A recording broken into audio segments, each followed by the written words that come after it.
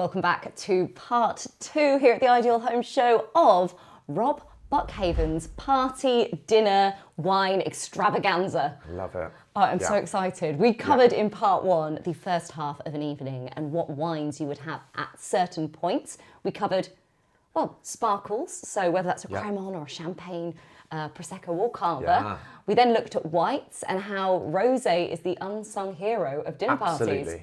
Yeah. Yeah. So big believer in that. Big believer. Yes. So go and check that out, part 1. Right now, we're moving on to the main part of the meal. We've got the reds and the dessert wine too. So we're on to the red. Okay, so as you said, I am not normally a big fan of reds. I find them a bit heavy generally. Okay. A Pinot Noir, Yeah. absolutely fine. Okay. But so persuade me otherwise. Okay, well, yeah, Pinot Noir is a good one because Yes. you can chill it like a white wine. You know, so some reds you can operate a little bit like a white wine. So, you know, in the summer, Pinot Noir or Gamay for Beaujolais, or there's certain grapes that are lighter, they have less tannin, because the worst thing to do when you're, temperature-wise, when you're putting a wine in the fridge, if there's a big wine like a Malbec, which has got loads and loads of, you know, tannins, the colder it gets, the tannins stick out. The alcohol and the tannins stick out. So you get this quite alcoholic wine, which is really drying your mouth, and no one wants that. No. So you want something that has lower alcohol and that has fewer tannins. So something like a Pinot Noir, something like a, you know, Gamay that we were talking about. So that's actually what I really don't like about the heavier wines. Yeah. It really does strip your mouth of Absolutely. any moisture that was It does. left. It absolutely does. And that, you know, and that's why people have it with a steak.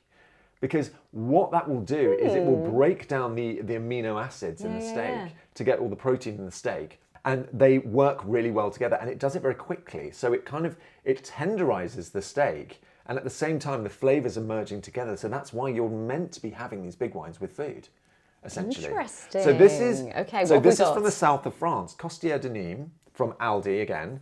And so this is, I love Grenache as a grape, and I think you will too. Okay, so is this more on the heavier tannin side? Or no, this is kind of a lightweight. So Grenache, sorry, just getting everywhere. Grenache is a lovely one. And if you like Pinot Noir, you're going to like Grenache. It's a very juicy grape. Great. It's a very sort of generous flavoured, very fruity, soft. Yeah. You know, a bit like Merlot. I think you'd like Merlot as well as another one.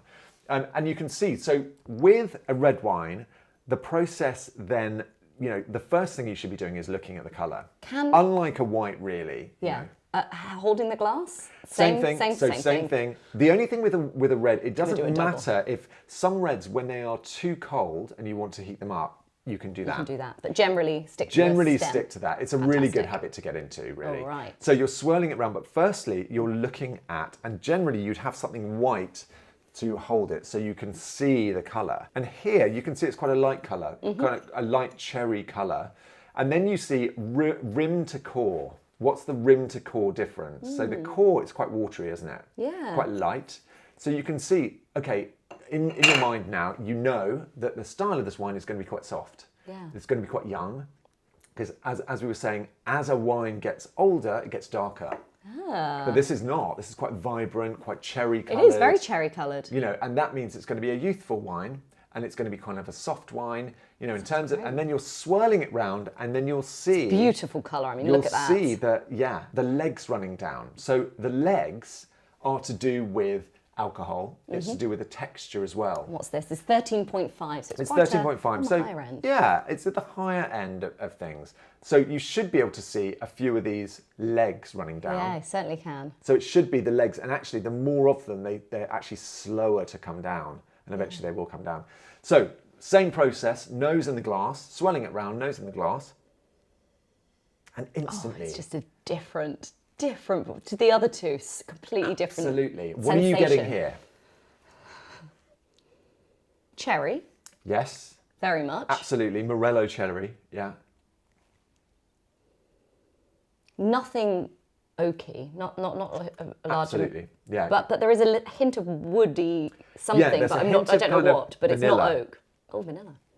So French oak typically gives a vanilla-y character. So when you get vanilla in a wine, that's not the primary. So the primary flavour, you might have heard of primary, secondary, tertiary flavours in a wine. So primary You're like, yeah, of course. There's another thing, pub quiz. There's another thing. So primary is what is the grape giving? Okay, yeah. So the grape itself is giving the fruit character, yeah? And so then if you get something like vanilla, that's not coming from the grape. No. So the vanilla is coming from the influence of the oak, which is now inputted into the wine. So that's a secondary flavour. And then tertiary flavours are more to do with aging. So if you get that kind of nuttiness, that's not brought on by the grape or by the oak. So that is from the age of the wine. So that's a tertiary flavour. Fantastic.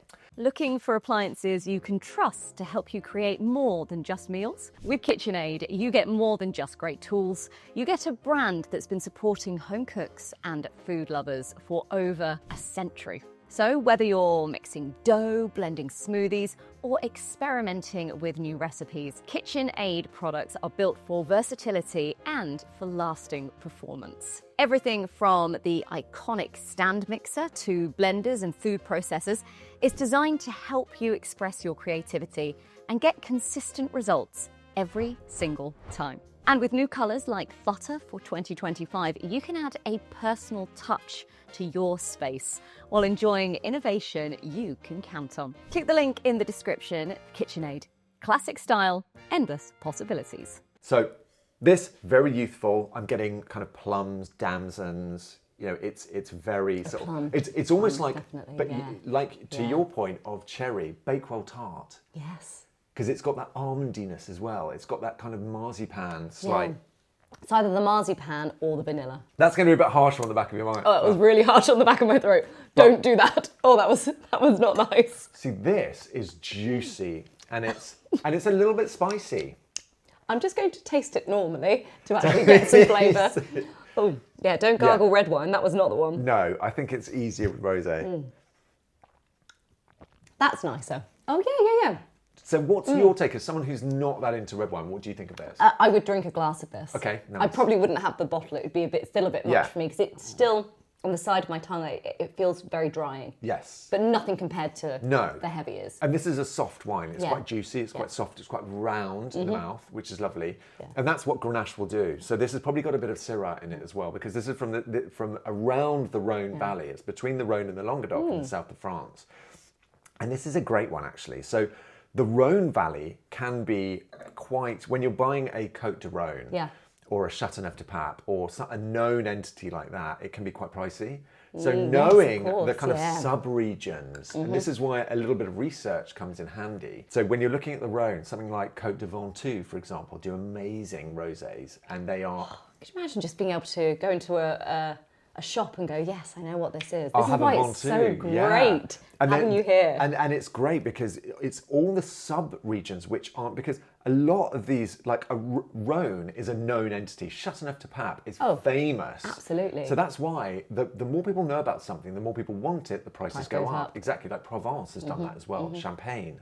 So all of these things, so knowing about these sub-regions which are effectively the same. Sancerre is another one, you know, Sancerre in the Loire Valley. But there are other Menetou Salon, which people don't know about, but which is just further down the river, but does exactly the same thing with the same grapes, but for a fraction of the price. Yeah, so, brilliant. Yeah. And this, serving it at the dinner party, so this main one, course. So this would be a main course. Yeah, definitely. Yeah, so this would be, you could even have this with cheese as well. So you could have it at the end. The cheese board, Yeah, 100%, I'd have that with cheese. Absolutely. So you can have this with a soft, almost brie type cheese or camembert. I wouldn't have it with anything. So port really is the one, and we'll come on to a fortified one at the end. But port really is traditionally with blue cheese, because blue cheese is very specific and it takes something with a lot of energy to overpower it or even match it. Well, in which case, let's move on to our dessert wine then. Okay, Final one of the day. We've had, so we started with our Crémant. Yeah. You can have your white and your rosé, depending on where you fancy. First, Yeah. earlier on in the meal, Yeah. we've got our red for either mains or dessert.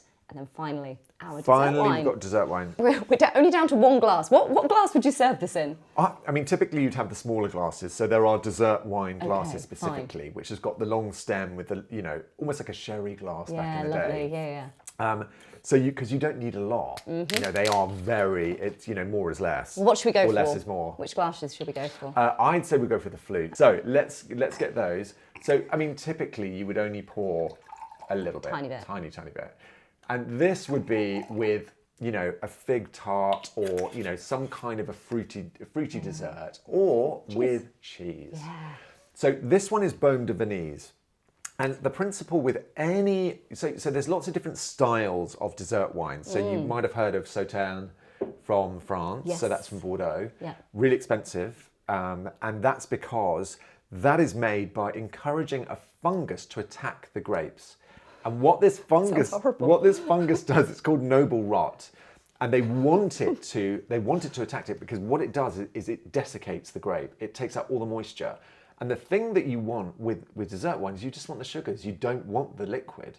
So it drains out all the liquid, and then they press those grapes. Yeah. And it adds in, there's a compound called sotalon, which is basically like fenugreek. It tastes like almost like maple syrup. And that's what Tokai, you know, from Hungary, which is a famous dessert wine from Hungary, that's what Sauternes has. And it gives it this lovely kind of honeyed, kind of lovely developed characters. Then you have another kind of dessert wine, which is a fortified wine. So this is Nothing's attacking this one? Nothing's attacking this one. This one's pure. This I mean, one's apart not been from us and the glass, we'll be attacking that. But yeah, so port and dessert wines like this one. So this is Muscat de Beaumes de Venise, and this is made in a certain way where you stop fermentation. So obviously fermentation is the yeast attacking the sugars and turning into alcohol. Yeah. So you want to stop that happening because you want to keep the sugar. So is this lower in alcohol? So this will be typically about, I mean, it's not, it's 15. So actually, it's the most out of and all I'll of tell you these, why, because they're fortifying it.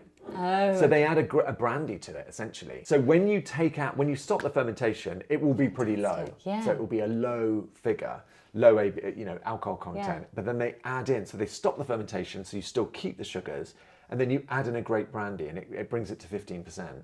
So you get this lovely kind of, and this is made from Muscat, which is an ancient grape, and it's called Muscat de Alessandria. And this one, ancient, it's the only grape you can get away with saying tastes grapey, like a grape. Okay. Because most of them you can't really say that, it's a cop out, but this one actually does. Should we do this? Yeah. Okay. Let's do it. So I wouldn't bother swirling this around, but I mean, there's I so can smell much grapes going on. in this. Oh God, you've done this before. Yeah, there's honeyed notes. This is Honey, a very oh my God, floral. Lots of sweet. Sweet. I know it's a dessert wine, And people but say you can't smell sweetness, but you can. can. You absolutely can. Yeah. So sipping this same way.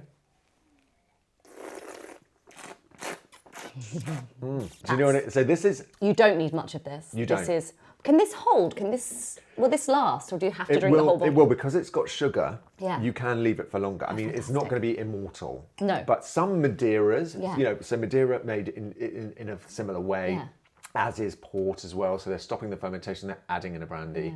And they can typically last for a few months if you store them correctly. But I mean, then again, they will have an off time. Yeah, Port. I'm really getting port vibes from this. very porty, very almost like it's a very sort of youthful. But this one for me is very floral. If you like Delicious. floral drinks, which I do, it's just very light. And it's a really lovely way to round off a meal. I can understand that at lovely. the end of the meal, just as everyone's feeling a little bit too full. Had a few glasses of wine, just a tiny bit of this just really puts you to sleep. I've got a feeling that really would. By the fire, you can have this. And I would chill this down a little bit as well. Keep this in the fridge. That's and delicious. Lovely with some cheese because the saltiness of the cheese offsets. And what I love about this is it's not too sweet. Some of them are ridiculously sweet, which, there's a time and a place. I think it's quite nice. And sometimes when they're that sweet, that is the dessert. You don't need to have it with a dessert because it is a dessert in a glass. Yeah. Rob, you've just shared a mountain of knowledge with us. Wow, so it's been fun. Thank you so much. I mean, now we all know where to start here. If you've got friends coming over for dinner, give them choice. Get one of each. You'll be absolutely fine. Absolutely, yeah. Or if in doubt, go for the rosé. That's I think, my takeaway. if you want the kind of Swiss Army knife of wines, this does everything. That's blown my mind. Who knew that was a thing? Bottle of fizz, bottle of rosé, a little bit of dessert wine. Absolutely. Thank you so much. My pleasure. We will link all Rob's details down at the bottom, so do give him a follow for loads more tips. You are so knowledgeable about wine. It's Thank you. Just amazing to chat to you. And do let us know if you try any of these or if you've got any other ideas and tips and pairing for this time of year? Let us know down in the comments, and do give us a like and a subscribe. And make sure you check out Rob's other videos too. This is a whole series of wine talks with Rob Buckhaven, and of course our other videos from our experts and celebs. Thank you so much for watching, and we will see you all very soon. Cheers! Cheers.